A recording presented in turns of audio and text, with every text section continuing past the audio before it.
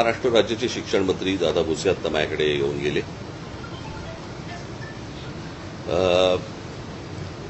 त्यांची भूमिका त्यांनी सांगण्याचा प्रयत्न केला.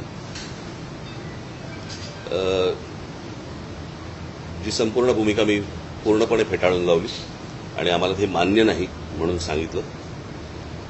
कोणत्याही प्रकारे ते जे काही दाखले देत होते त्याच्यामध्ये देखील खरं तर 5वी पासून नंतरच या सगळ्या गोष्टींचा तिसऱ्या भाषेचा किंवा ऑप्शनल भाषांचा विषय येतो.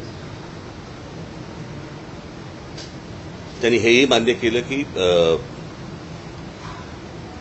राष्ट्रीय शिक्षण धोरण जे आहे त्याच्यामध्ये देखील अशा प्रकारची कुठचीही गोष्ट समावेश केलेला नाहीये. त्यांनी ते राज्यांवरती टाकलेली गोष्ट आहे आणि राज्यांवरती टाकलं असताना हे का करतायत किंवा ह्यांना का करायचंय मी हे अजून अनाकलनीय आहे. मी हेही सांगितलं की म्हटलं ते काय ते तुमच्या उच्च शाळा द्या सीबीएसई आणि वगैरे वगैरे या सगळ्या शाळा ज्या आता नव्याने आल्या या सगळ्या IAS अधिकाऱ्यांसाठी म्हणून काढल्या गेलेल्या शाळा होत्या. त्यांच्या मुलांसाठी की त्यांना जे देशभर इकडे तिकडे फिरावं लागतं त्याच्यासाठी म्हणून त्या शाळा काढल्या गेल्या होत्या. आता त्या गोष्टींचं त्या शाळांचं वर्चस्व ह्या राज्यांच्या शाळांवरती जास्ती करण्याचा प्रयत्न आहे आणि मला असं वाटतं की तोच एक केंद्रातला आणि या सगळ्या IAS अधिकाऱ्यांचा हा त्यांचा तो अजेंडा आहे. मी म्हटलं महाराष्ट्र हा का कशासाठी करायचा प्रयत्न करतोय जे बाकीची कुठचीही राज्य करायचा प्रयत्न देखील करत नाहीये. काही गोष्टींची उत्तर त्यांच्याकडे नव्हती आणि ते तेच गोष्टी बोलत होते. परंतु आम्ही त्या दिवशी मला असं वाटतं मी पत्रकार परिषदेमध्ये माझा संपूर्ण भूमिका मांडली. माझी तीच भूमिका आहे.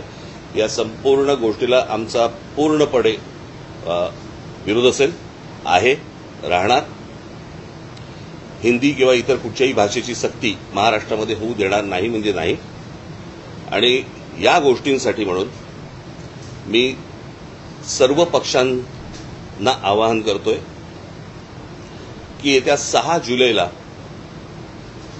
गिरगाव चौपाटीवरून मोर्चा काढायचा निर्णय आम्ही घेतलेला आहे. त्या संपूर्ण मोर्चामध्ये कुठेही कोणताही झेंडा नसेल. तो संपूर्ण मोर्चा हा मराठी माणसाचा असेल. त्या मोर्चाचं नेतृत्व मराठी माणूस करेल. आम्ही जे शिक्षण तज्ज्ञ आणि जे इतर भाषा तज्ज्ञ आणि इतर जे साहित्यिक आणि इतर जे लोक आहेत यांच्याशी देखील आम्ही बोलणार आहोत. माझं पत्र त्यांना जाणार आहे. सर्वांना त्या मोर्चाला आम्ही तिथे बोलणार आहोत. सर्व पालकांना आम्ही आमंत्रण देत आहोत. सर्व विद्यार्थ्यांना आम्ही आमंत्रण देत आहोत. सरकारला एकदा कळू देत की महाराष्ट्राच्या मनात काय आहे ते. आणि महाराष्ट्राने संपूर्ण ताकद मला असं वाटतं 6 जुलै रोजी सकाळी 10 वाजता गिरगाव चौपाटीवरनं हा मोर्चा निघेल. सरकारला ही गोष्ट कळावी. रविवार एवढ्यासाठी निवडलाय कारण विद्यार्थ्यांना आणि पालकांना यायला जमेल म्हणून आणि त्याच्यासाठी म्हणून रविवार हा निवडलेला आहे. बाकीच्या राजकीय पक्षांशी देखील मी चर्चा करणार आहे. त्यांच्याशीही मी बोलणार आहे आणि सर्वांनी मला असं वाटतं महाराष्ट्रातल्या प्रत्येकाने याच्यामध्ये सामील व्हावं. कारण हा जो कट आहे याला कटच म्हणेन मी. महाराष्ट्राचं मराठीपण हे घालवण्याचा जो कट आहे हा उद्ध्वस्त करण्यासाठी मला असं वाटतं तमाम सर्व मराठी बांधवांनी भगिनींनी मातांनी त्या विद्यार्थ्यांनी सर्वांनी त्या मोर्चामध्ये सहभागी व्हावं अशी माझी त्यांना सर्वांना विनंती आहे. इथे कोणताही झेंडा नसेल. फक्त मराठी हा एक अजेंडा असेल आणि त्या अजेंड्यासाठी म्हणून सर्वांनी महाराष्ट्रातल्या तमाम मराठी बांधवांनी या मोर्चामध्ये सामील व्हावं आणि सरकारला दाखवावं सांगावं. आज मोठे साहित्यिक आपले एलकुंचवार यांनी देखील विरोध दर्शवला. सर्वजण विरोध दर्शवत आहेत आणि अशा वेळेला मला हेही बघायचंय की कोण कोण त्या मोर्चामध्ये सामील होत आहेत. इतर राजकीय पक्षांच्या व्यतिरिक्त इतर कोण कोण सामील होत आहेत आणि कोण येणार नाहीत हेही मला बघायचंय. म्हणजे नुसते तोंड देखले बाकीचे नुसते बोलत असतात. मला असं वाटतं ही अत्यंत महत्वाची लढाई आहे. महाराष्ट्राच्या दृष्टिकोनातनं मराठी माणसाच्या दृष्टिकोनातनं ही खूप महत्वाची लढाई आहे आणि या लढाईमध्ये संपूर्ण महाराष्ट्राने उतरावं असं मी महाराष्ट्राला आवाहन करीन. 6 तारखेला सकाळी 10 वाजता गिरगाव चौपाटीवरून हा मोर्चा निघेल. बाकीच्या सगळ्या राजकीय पक्षांशी माझी चर्चा होईल. उद्धव ठाकरेंनी देखील एक पत्रकार परिषद घेतली. त्यांची देखील भूमिका स्पष्ट आहे की या मुद्द्याला त्यांचा विरोध आहे. आपण सर्व पक्षांना सर्व मराठीजनांना आवाहन करण्यास स्वाभाविक त्यांचाही पक्ष आहे. तुम्ही त्याबद्दल काय सांगा? त्यांनाही आवाहन करा का? कारण एकच महाराष्ट्रातले राजकीय पक्ष म्हटलं आल्यानंतर ते पण आलेच ना, त्यांच्याशीही बोलणार, त्यांच्याही लोकांशी बोलणार, आमची माणसं त्यांच्याशी लोकांशी बोलणार. तुम्हाला आठवत असेल की ज्याच्यावरती इतके दिवस जे तुमचं जे चालू होतं ना सगळं, ते माझं वाक्य आपण लक्षात घ्या, कुठच्याही वादा आणि भांडणापेक्षा महाराष्ट्र मोठा आहे. हे तुम्हाला वाक्य तुम्हाला 6 तारखेला कळेल.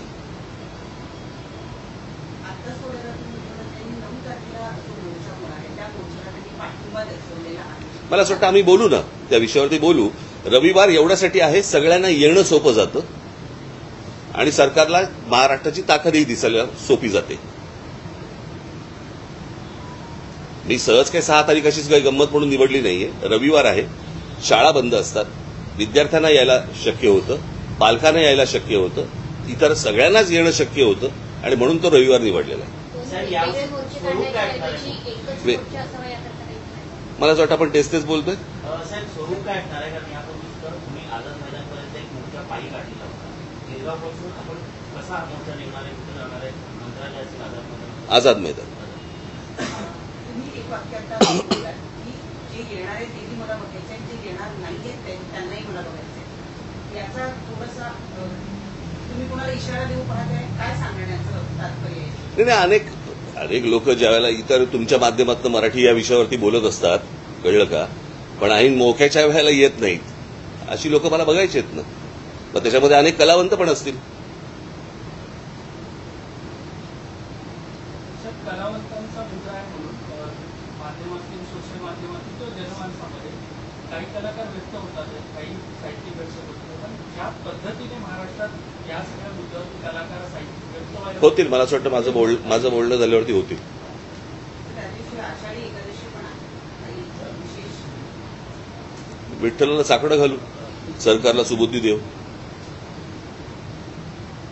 साहेब, दादा भुसेंनी आता काय सांगितलं की नॅशनल क्रेडिट फ्रेमवर्क जे आहे त्या गुणवत्तेसाठी आम्ही हा निर्णय पाहतो हे सांगितलं. त्याच्यावरती मी त्यांना सांगितलं की त्याच्यामध्ये स्विमिंग पण येतं, त्याच्यामध्ये सायकलिंग पण येतं, त्याच्यामध्ये इतर पण गोष्टी येतात. भाषा सोडून तुम्ही कुठची गोष्ट आणायचा प्रयत्न करा, आमचा पाठिंबा असेल. जर त्या वयामध्ये मुलं जर समजा स्विमिंग शिकली किंवा इतर ऍक्टिव्हिटीज जर समजा ते शिकले तर चांगली गोष्ट नाही का? भाषेचं बंधन का आणताय? ह्याच्या मागे लॉजिक काय आहे?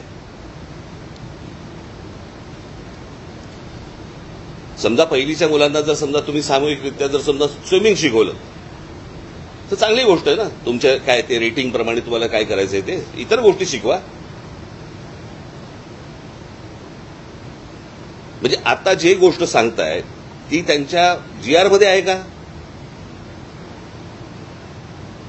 त्याच्यामध्ये फक्त भाषा आहे.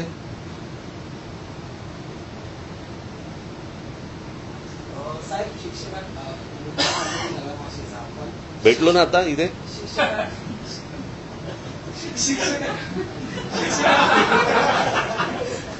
भाषेचा मुद्दा आहे, पण शिक्षकांचा तुटवडा नेहमी जाणवतो. ते पण त्यांना सांगितलं, ते पण त्यांना मी सांगितलं. आता सांगतायत ते की 10,000 शिक्षक आम्ही भरती करणार.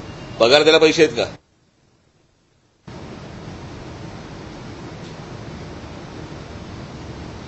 आता जवळपास 90,000 कोटीची कॉन्ट्रॅक्ट ज्यांना दिलेली आहे ते कॉन्ट्रॅक्टर बोंबलतात की आम्हाला अजून पैसे नाही दिले.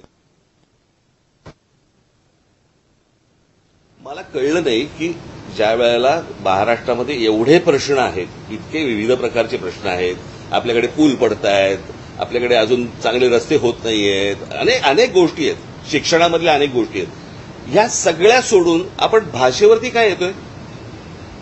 मी मगाशी यांच्याशी बोलताना असं म्हटलं की कुठची तरी मोठी गोष्ट ही लपवण्यासाठी म्हणून दुसरीकडे लक्ष वेधण्याचा प्रयत्न होतोय की काय, असा संशय यावा अशी परिस्थिती आहे. मला काय राज्यामध्ये चालू आहे मला काही कल्पना नाही. मला हे माझ्याकडे आता इथे कागद आलाय. हे सगळं महाराष्ट्रातच का घडू शकतं? JNPT मध्ये भरती आहे आणि त्या JNPT मध्ये भरती असताना त्याचे इंटरव्ह्यूज हे अदानी पोर्टला चालू आहेत.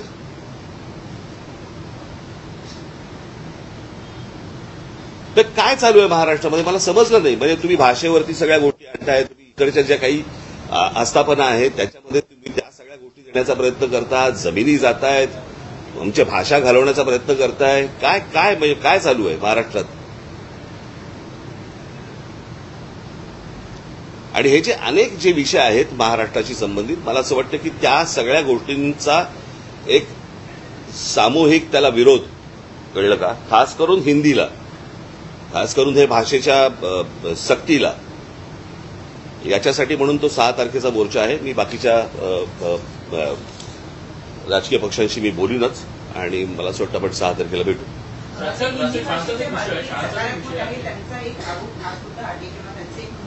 ते कोण? काही शिक्षण क्षेत्रातले लोक आहेत, वेगवेगळी लोक. नाही, ते कोण? मला ते कोण आहेत? त्यांचं म्हणणं आहे की तुम्ही अपॉर्च्युनिटीज कमी करता. कसल्या अपॉर्च्युनिटी? हिंदी असं काय हिंदीमध्ये ठेला टाकायचंय?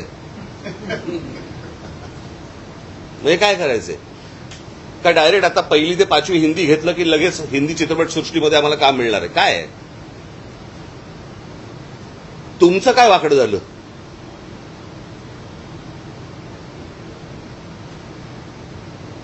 पाचवी नंतर हिंदी आणि संस्कृत हे ऑप्शनल भाषा होत्या ना. याच्यात आजपर्यंत सगळ्या शिक्षण पद्धती सगळेच जण त्याच्यातच तयार झाले ना. मग अनेक लोक डॉक्टर झाले, इंजिनियर झाले, शिक्षक झाले, वेगवेगळ्या क्षेत्रामध्ये. महाराष्ट्र मोठा आहे, पहिल्यापासून मोठा आहे, याच शिक्षण पद्धतीमध्ये मोठा आहे ना हो. मग असा काय साक्षात्कार झाला बाकीच्यांना की ज्याच्यातनं तुम्ही महाराष्ट्रावरती ही गोष्ट आणताय?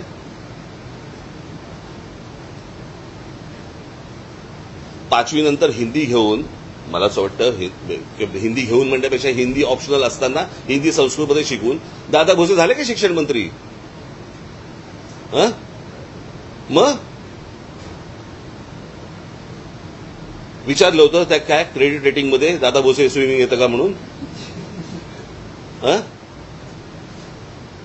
ठीक आहे.